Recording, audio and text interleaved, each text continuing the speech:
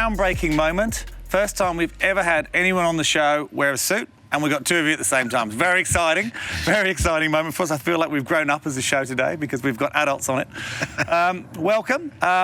So both of you are corporate and commercial lawyers for Deutsch Miller, and you have a particular interest in the space that we work in, as in startups and scale-ups and accelerated growth businesses, and we'll talk a little bit about that. But I think we'll just kick straight into it because everyone wants to know why I've got two people wearing suits on the show. So let's just find out right now. So Paul, let's start with you. Tell us a little bit about Deutsch Miller and what it is that you guys do. So we're a premium boutique law firm. We're based in Martin Place. We focus on two main areas. The first is Alistair in my area, which is corporate commercial work. So we do work from raising money, employee share option schemes as companies grow through to bigger fundraisings, buying and selling of different companies. So anything really from cradle to exit. And cradle to exit. I've not heard that before. I like that. There's a difference to the cradle to grave bit. Yeah, the grave is I think exit's better than. Although it could be anyway. Carry on. So, and the other side of the business is litigation. Yep. So we're a 5-partner firm. We're the 2 corporate commercial partners, and the other side of the firm is litigation that does a whole range of different type of things. But we won't talk about that today, as we're focusing on our area. Definitely. So, and just to add, it's not only, it's enabling the scale-ups to go all the way through, and the exits can be sale or it could be IPO that Alistair's got a particular experience in. Okay, so before we get into sort of that, you're one of the founding partners. So you were there right at the beginning. So just tell us, just briefly, what sort of inspired you to start a firm? I believe you were an equity partner in a number of very high-profile, successful firms, both here and in the UK. What made you leave that lucrative world of high-end legal firms to start your own firm? Tell me. Well, I moved from the UK 14 years ago, where I was a partner for London, a mid-market practice, about a 70-partner firm. And I moved here into a premium boutique firm, and a few partners there saw a gap in the market for a boutique offering where there's a lot of owner-managed businesses, entrepreneurs, high-net-worth investors, even mid-level listed companies that weren't comfortable at big firms. Now, I would certainly never come on here and insult any other firm, but sometimes there are different type of clients that are more comfortable with different environments. Absolutely. So we felt that we could give more personal contact, more personal service in a more cost-effective environment with no sacrifice to experience or expertise. So the 3 wins, we saw it. The 3 wins, I like it. And Alistair, you've been there for coming up, I think, about 3 years, somewhere around there right now. So what brought you into this firm? Well, like Paul, I originate from the UK. I've been here 17 years now. Jeez. On my trial period. No competition, Alistair. So I started off over here at a large firm, and then I moved into a medium-sized firm, where I was a partner there, and things didn't turn out as well as one would have expected. And I think I'd known Paul certainly ever since he'd moved over here, and we'd had mutual friends. 3 years less than you, obviously. 3 years less than me, yes. He's fresh off the boat. We'd always talked about working together at some point in the future, and when I was looking around at firms, I've always liked the premium boutique model for the reasons that Paul's already explained. It's very partner-led work. We get very involved with the clients.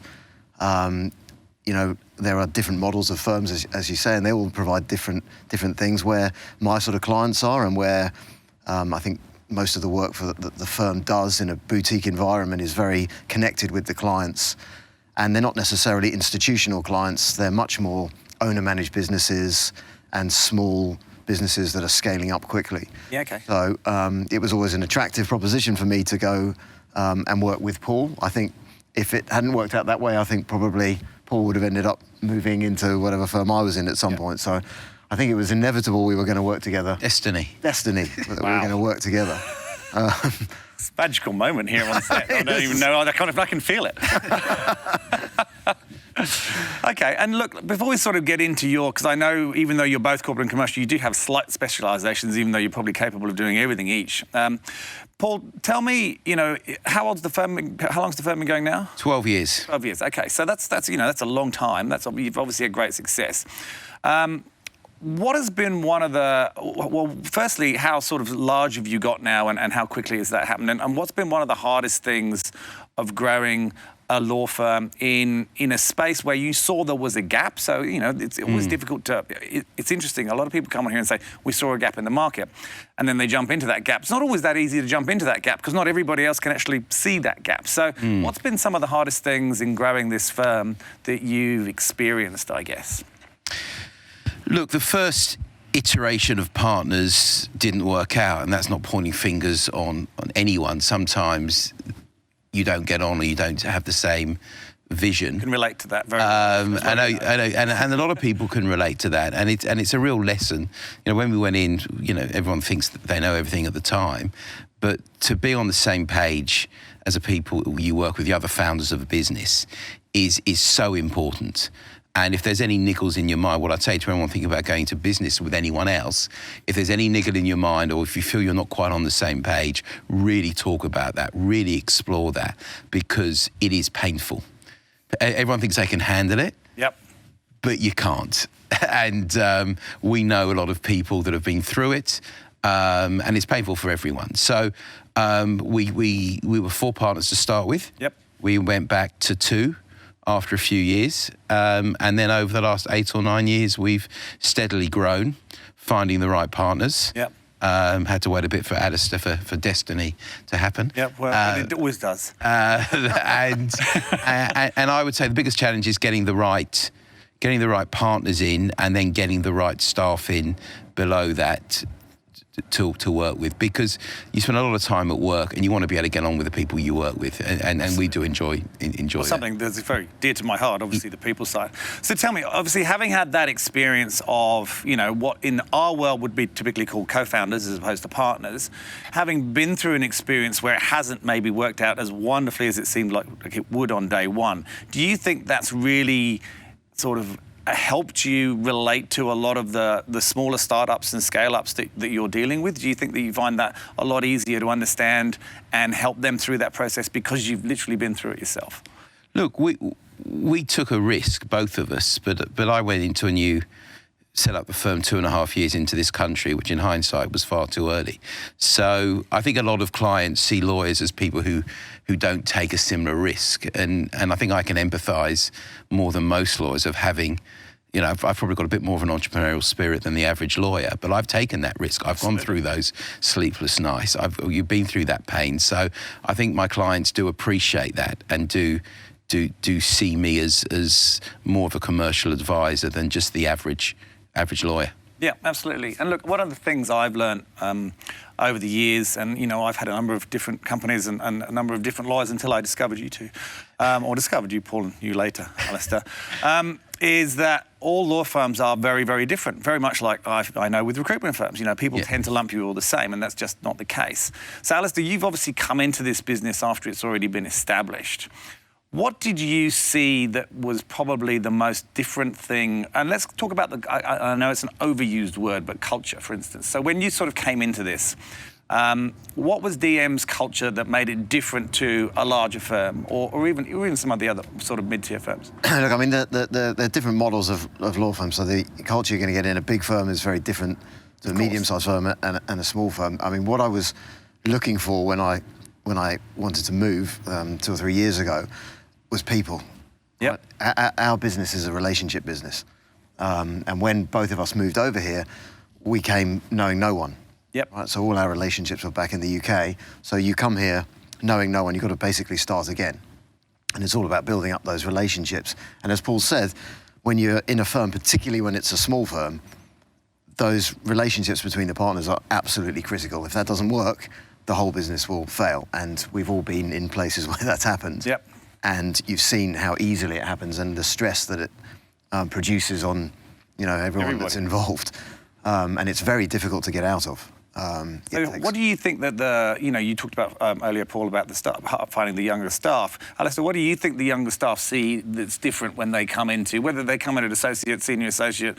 I mean, apart from the banter? Apart from the love and destiny that is evident whenever you're together. Apart from that, what do you think they see that makes them, because I know your tenure is really, really strong, what do you think that makes people really stay? Look, I think they're going to look at the firm and the record and the fact the firm's been around for 12 years, is good stability. They'll look at the type of work that we do and the clients that we have.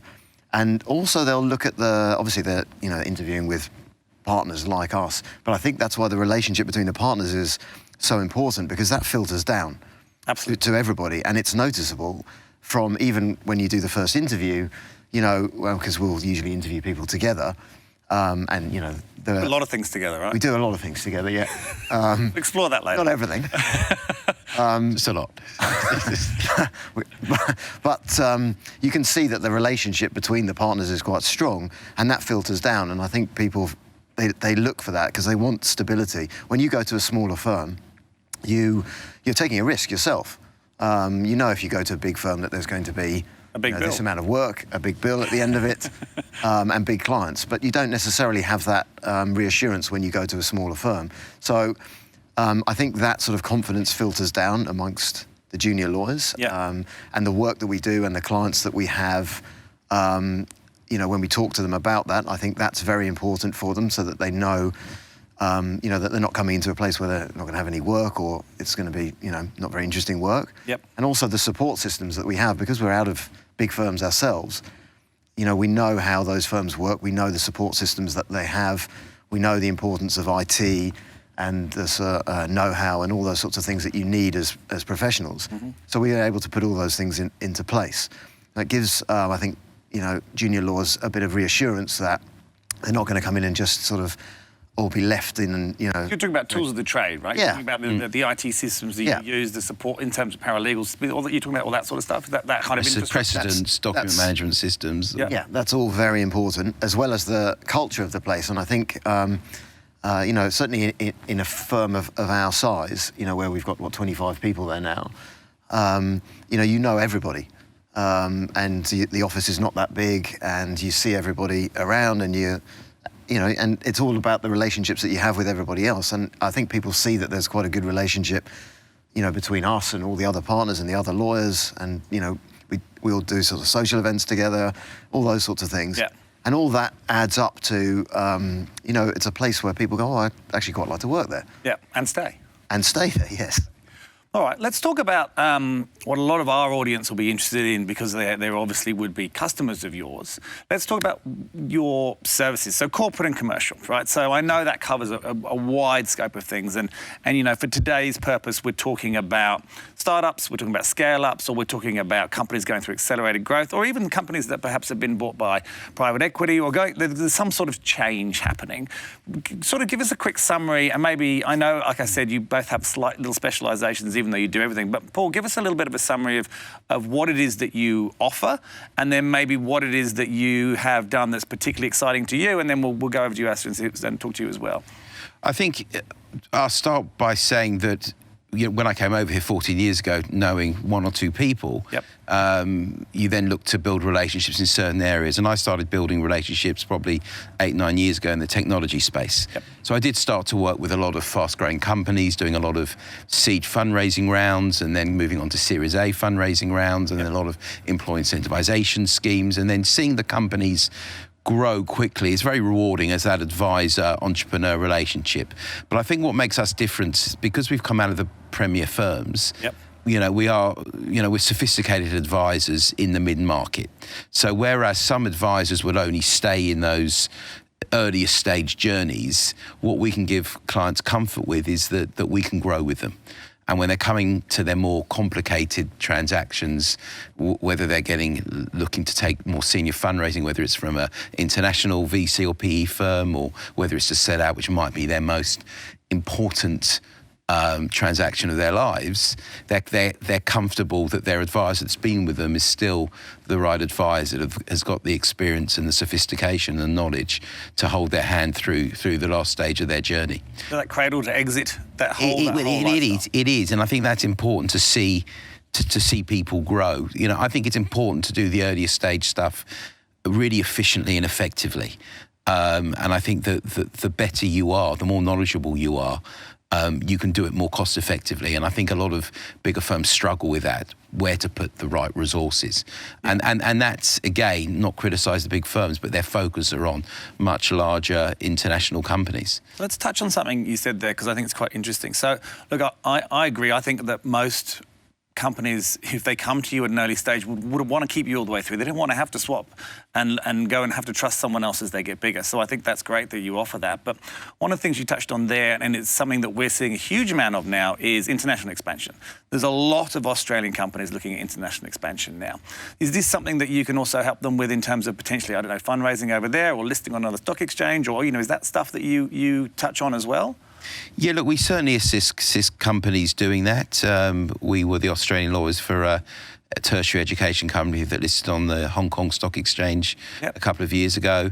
A lot of the companies flip up into the US, and we work with US lawyers in how that works, because if a lot of their businesses in Australia, they're going to need Australian lawyers. Yes. They're also going to need the advice of lawyers in those different jurisdictions. But we would commonly work on international deals.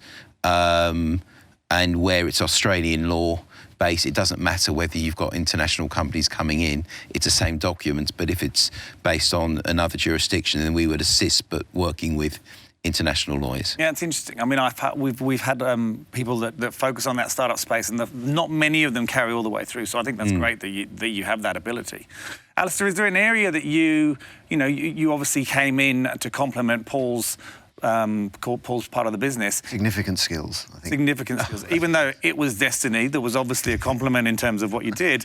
So tell me, is there an area where you have had a particular focus before you got here, or that you've really focused on since you came to DM? Yeah, well, as you said, like a lot of the skills that we have overlap.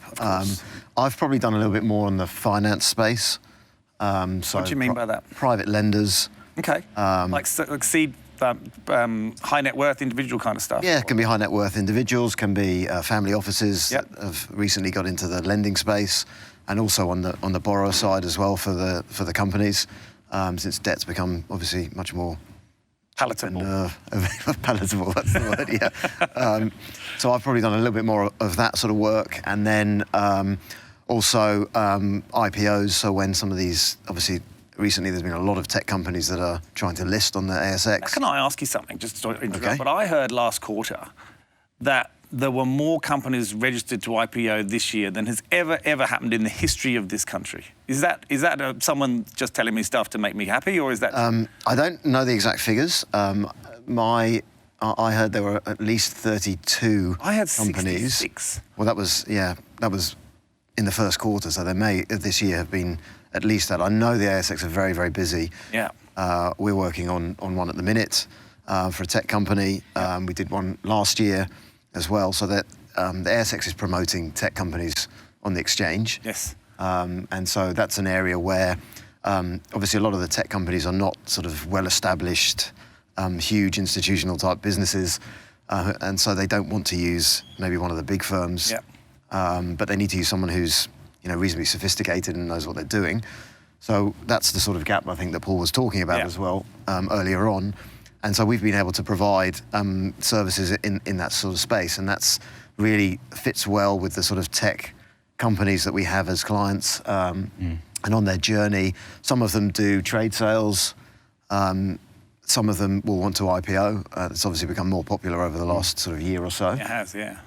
It's not an easy thing for them to do, by the way. A lot of people think that it's sort of just, oh yes, we can just list and there we go. It's a proper 6 to 12 month process to... Is it really that long? The actual process itself is probably only 3 months. Yeah. But to prepare for it, to get the company in the right state, is probably a good another 3 or 6 months. And Depends on the company, obviously. And do you find that most of them who come to you are nowhere near prepared and have no real idea what they're actually going to have to go through, or do they tend to come to you fairly well versed? some of them come and they have no idea whatsoever. Are they in shock when you sort of enlighten them? They are Shock when takes time. It's consistent shock.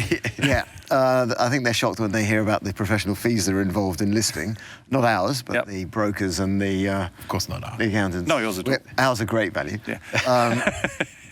And some of them, they sort of know roughly what the process is, but we need to kind of hold their hands a little bit going through that process. I'm glad you mentioned that because I wanted to talk about that. And Paul, I'll go back to you on this because what most people won't know is that you've actually helped me exit my last 2 businesses. Although you didn't help me exit my first one, but my other law firm, who shall not be mentioned, did not do the best of jobs with my intentions, and you helped me sort that out, and then you obviously helped me exit my last one. I'm a relatively emotional person, to say the least. And I needed a lot of, as you mentioned just there, hand-holding, and I find the whole thing very stressful, and I didn't enjoy either process at all, even though they were 2 very different exits, one a sale and obviously one selling to a business partner, one to a listed company. Do you have to do that a lot? Do you think that's a big part of a lawyer's job, is actually the emotional part of when you're dealing with this kind of space, of whether they're growing through massive sort of, fundraisings to fuel their growth, or whether they're exiting that could be a life-changing moment, or whether they're exiting because something's gone wrong? Is there a big emotional part to what you do? There can be, especially if there's a disputed environment or people don't understand the process. So part of our job is to educate people the process. You know, why hasn't someone responded with a certain period of time, to explain that it's very normal. I think one of my partners says, you're only allowed to get worried if I'm worried about the process, and I'm not worried. So I think you might have said that to me a few times. Yeah, I think I ignored you. I was still worried. It probably didn't work. But look, it gets very stressful, especially, you know, if you've built up your baby over a number of years and you're sending it to someone else. You're worried about the staff. You're worried about risk. You're worried about whether you're making the right decision. It is a very stressful period, and the whole team needs to be there. You need to be available. You know, if you're in that heightened sense of emotion and someone calls you at 10 in the morning and you don't get back to them for 2 days, that's not going to really improve their state of mind. Not at all, no. So, you know, what we as lawyers need to understand, and I think most in our profession do, but not all, that we are service providers.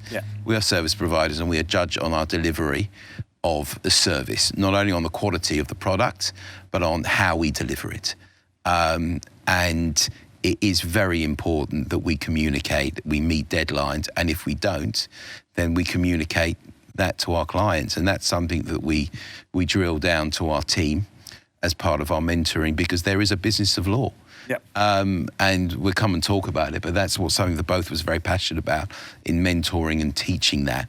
And that's why we think where we are is a bit unique, because we want our associates, if they're that way inclined, if they're interested, to build up their own practice.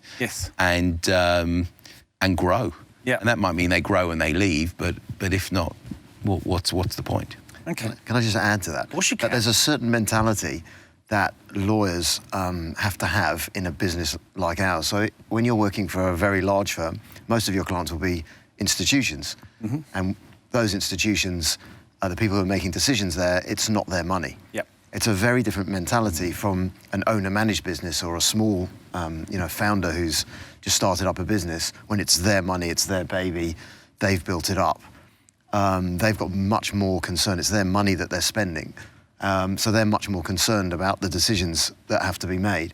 And for the lawyers, you have to have that mentality that you can align yourself with those owner-managers, rather than, it's very different to acting for an institution, where they're much more interested in sort of, black and white legal advice, as opposed to more the area where we operate, where it's much more, as I said before, about relationships and about understanding the clients, and getting to know their businesses and making the decisions with them, and holding their hands through the process so that they don't get stressed about it. Because you know what, most of these people are brilliant at what they do, but they may never have done a corporate transaction before.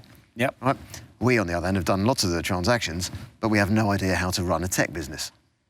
And that's where you can kind of partner with our clients. Yep. And that, I think we like to view it as a bit more of a partnership than, you know, necessarily you would with sort of institutional clients. It's for you guys, it's far less transactional and far more sort of working together and relationship-based, yeah. Collaborative. I love that. It's my new word this week. It is collaborative. You know, and you do care. You know, you care. You can see your clients struggling. You often become friends with your clients, and if they're suffering and the deal's going off the rails, you do everything you can to get it back on, and for and for the deal to succeed, and as and when it does, which is often the case, you know, it's an enjoyable experience. You can see how happy your clients are. They hopefully say very nice things about you, and Google reviews, right?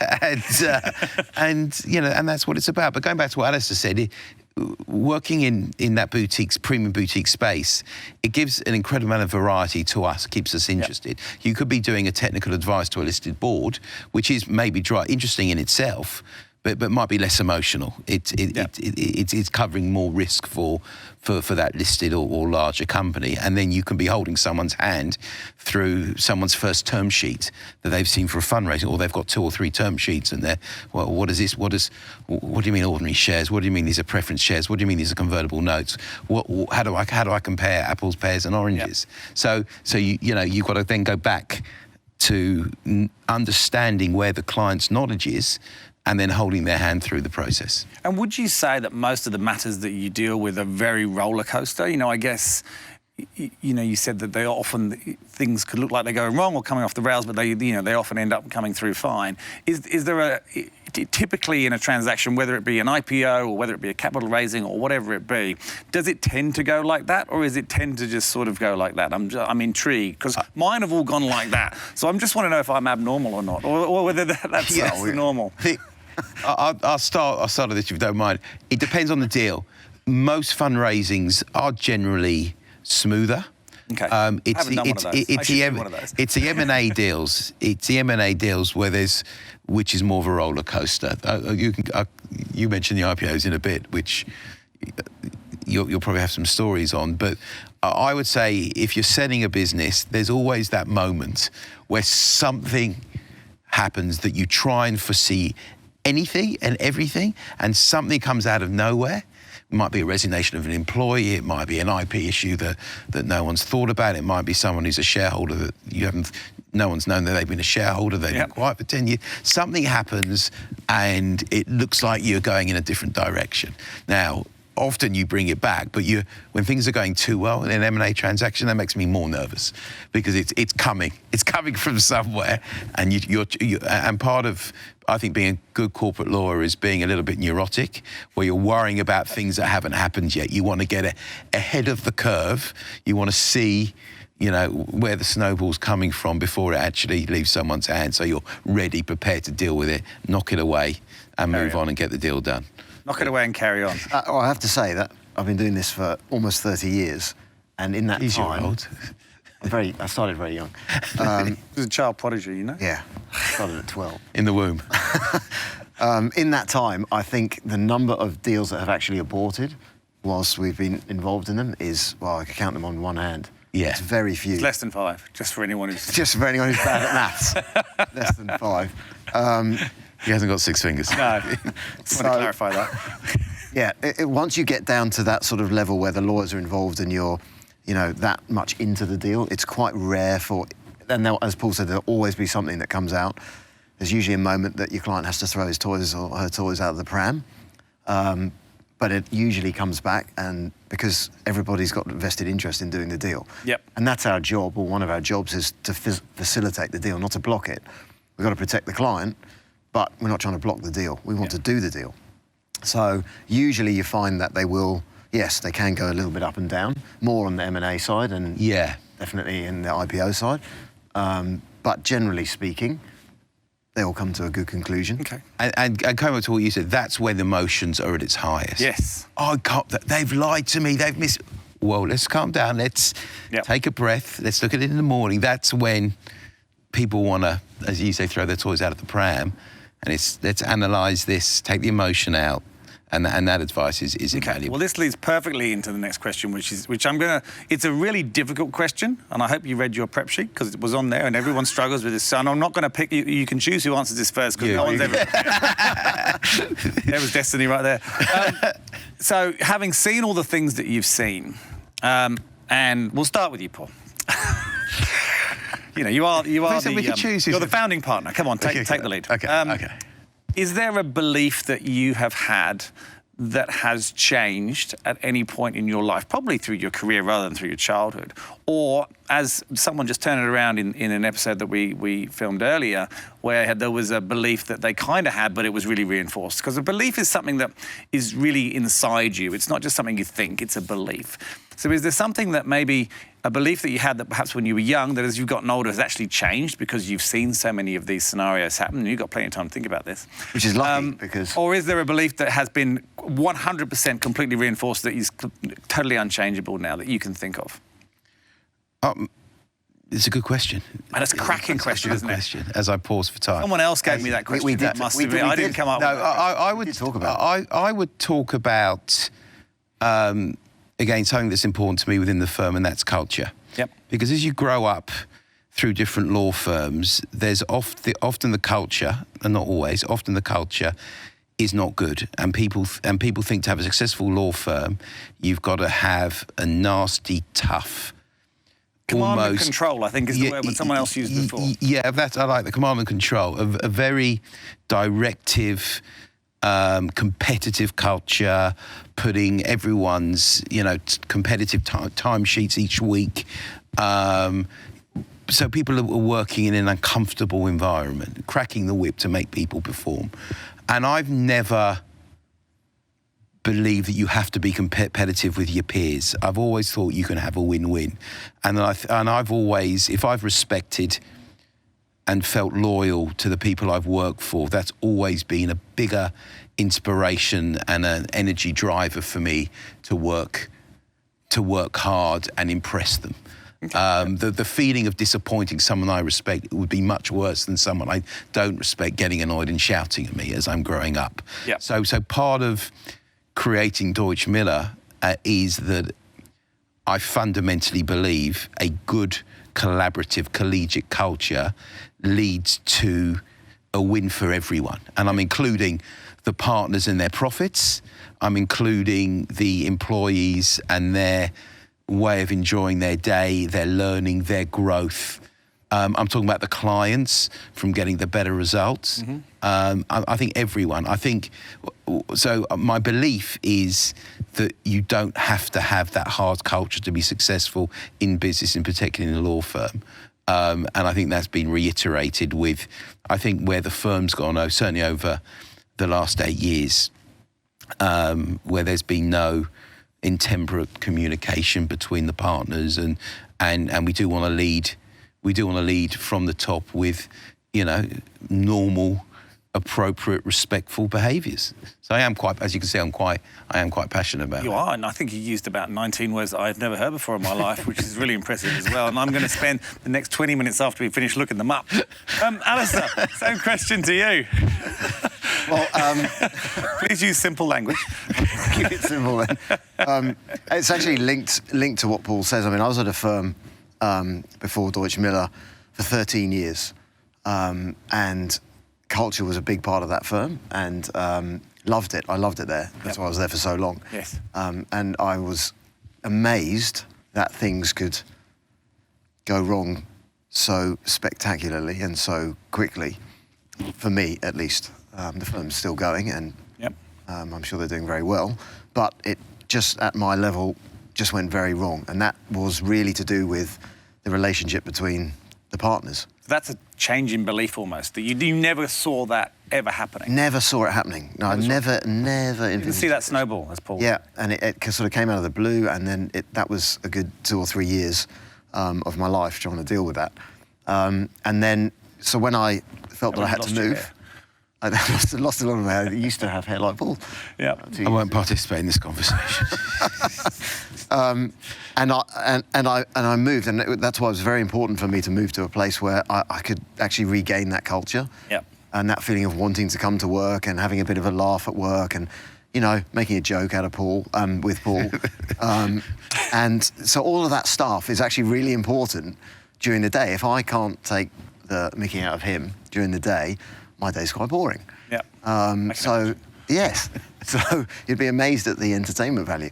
So it kind of, moving and going back into that environment has kind of, I've got that sort of belief back again in people. That's awesome. Because, and this is the real shock, is that I had assumed, obviously, mistakenly, that all lawyers, all senior lawyers, professionals were, if I can use the word normal.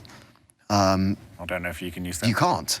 You actually can't, because I think it's amazing how frequently you hear stories about how, partners in these businesses fall out. Well, yeah, I think you'll find most people, and having worked in the people industry for not quite 30 years, because I'm obviously a little younger. Not that much. There's a lot of people are insane. They really are. In every industry, they're completely insane, and they don't always start out that way. So. No. All right, I've got one question each left for you, and let's start with. Who should we start with? Let's start with Paul. Paul. If I was a founder, or if I was a CEO of a company going through accelerated growth, if I wanted to capital raise, or if I wanted to do an IPO or something like that, in your own words, why would I come and choose to participate and work with Deutsche Miller as my partner to take me through that journey? Another great question. I'm on fire today. Another great question. Look, there are a lot of lawyers that can technically do the job that you probably need for the fundraising or the particular transaction you have in front of you. What I would say that I've probably seen more fundraisings than most lawyers over the last 7 or 8 years, so I'm fully aware of the market practice. But as I said, it's not only that deal, it's looking for the future, it's picking your partner to be able to go through the next many stages of your journey. Yep. And that's important, because you don't want to pick one lawyer for a seed fundraising round and go somewhere else for an employee share options scheme, and then you have a Series A or Series B, or have to go international, or complicated joint ventures. You want to be able to stay with the same advisor who gets to know you, not only your business, but how you operate. Yep. Because every client wants a different level of detail, and they work with you slightly differently, and that's important. So, we do have the sophistication, the experience, you get the personal service of the partners, while also, being involved with great senior associates and associates where necessary, so you're not paying for partners' time when you don't need to do so. So we've got a really good balanced team that are experienced as well. And it's that whole journey. And of course, we're lovely people to work with as well. And how many partners were destined to be together? Exactly. You should put that in the brochure. Exactly. All right, and Alistair, to you. To be able to offer this service, you obviously need to have the right team. So tell me, why, if I'm an associate, whether I'm a junior associate, whether I'm a senior associate sitting in a larger firm, or why would someone want to come and work for Deutsche Miller? Look, I think some of the advantages that we have over some of the bigger firms, the breadth of work that we do in the corporate and commercial space, as Paul said, everything from commercial contracts through to fundraisings, through to M&A work, finance, IPOs. We cover cradle to exit. Cradle to exit. It's a pretty broad range of work. So there's a lot of variety, which for me anyway was very important. You're not stuck doing one very specialist part of the law. We do a huge breadth of work. That keeps you interested. Obviously, you're working for two of the premier partners in the world. Most charismatic. In the world? In the world. Well, maybe only possibly. Possibly. The world. Allegedly. Possibly. Probably. Probably. Take the O's advert. And I think we've also got as I said before, we've got the sort of infrastructure and support that you'd get in a bigger firm, but in a smaller firm environment. Where you're going to get much more client contact, even as a junior lawyer. Yep. You're going to be working either with one of us and on a client matter, or you're going to be working with one of us and a more senior lawyer. So we'll only ever have teams of 2 or 3 on everything that we do. Yep. So, if you're a junior lawyer and you want mentoring, I think that's something we're very strong in. We take a lot of time ourselves to talk through documents and transactions with the junior lawyers to make sure that they're learning. We help people, build up their practice, as Paul said before. we're a perfect environment for people who really want to back themselves. Yep. And think that they can build up a practice. And that's really important. Yeah. Really important. Paul's going to mention future-proofing your career here because... Taking my line. It's not your question. You had your question. One of his favourite phrases. But it's very important for senior lawyers. If you're in a big firm and you want to move, you're not going to be taking BHP Billiton as a client with you. No. Right? If you're in a firm like ours and you can build up your own clients in the tech space, in the SME space, they're your clients if you ever want to leave. Yep. And obviously we hope that you don't. That's portable. That future-proofs your business because you then have a business that you can take with you wherever you go, yep. which the two of us have done. So I think all of those sort of elements, come together to make us quite an attractive proposition. Well, you certainly sold it. Is there anything you want to add, Paul? Because it's desperately something you want to add. I think it's a Richard Branson saying. It's a saying, train your staff so they can leave, treat them well enough so they don't want to, which I quite like. And I don't think enough lawyers are commercial enough with their own lives and their own practices, and they go to certain firms and think, well, this is the only option. And there's no way I can build up my own practice, but to build up a practice is a slow burn, and it's from meeting people slowly but surely and consistently. Yep. And that's something we're very passionate about, mentoring. And we did it again. We had to start again, not knowing anyone over here. And what I'd say, if you ask the question, why would someone want to move to us? I would say if you want to build up your own practice, even as a 1-year qualified lawyer or a 6 or 7 year qualified lawyer and you haven't started yet, that's fine. But go somewhere where you can start to do that. Otherwise, you end up being just another lawyer that is very good technically at doing your job. And that only takes you down certain avenues. Fantastic. Gentlemen, thank you very much. It's been a pleasure, and it's been much more fun, both wearing suits. Everyone in the whole set was a little worried, but it seems to have worked out okay. So thank you so much for coming in, and I look forward to watching how you continue to grow. Thanks. Thank you very much.